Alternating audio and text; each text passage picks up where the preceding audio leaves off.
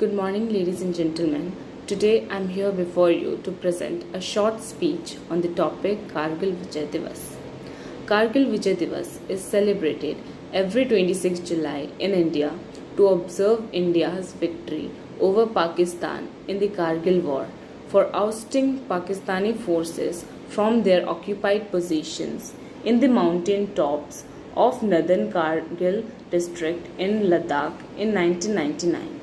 Initially, the Pakistani army denied their involvement in the war, claiming that it was caused by Kashmiri military forces. However, documents left behind by casualties, testimony of prisoner of wars, and later statements by the Prime Minister of Pakistan, Nawaz Sharif, and Pakistan Army Chief of Army Staff, Pervez Musharraf, showed the involvement of Pakistani paramilitary forces led by General Ashraf Rashid. Kargil Vijay Diwas is celebrated every year in the honor of the Kargil war heroes. This day is celebrated all over India and in the national capital, New Delhi, where the Prime Minister of India pays homage to the soldiers at Amar Jawan Jyoti at the India Gate every year.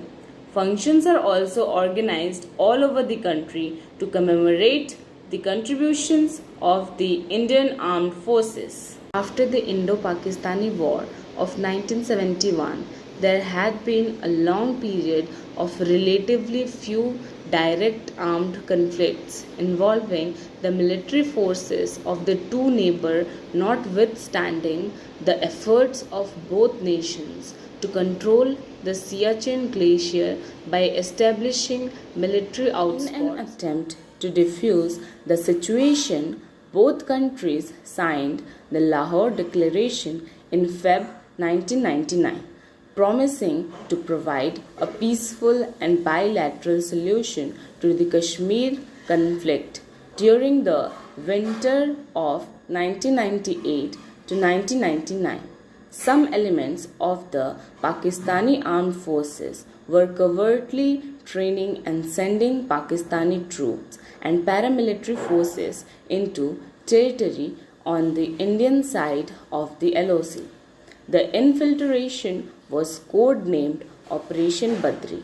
The aim of the Pakistani incursion was to serve the link between Kashmir and Ladakh and cause the Indian forces to withdraw from the Siachen Glacier, thus forcing India to negotiate a settlement of the broader Kashmir dispute.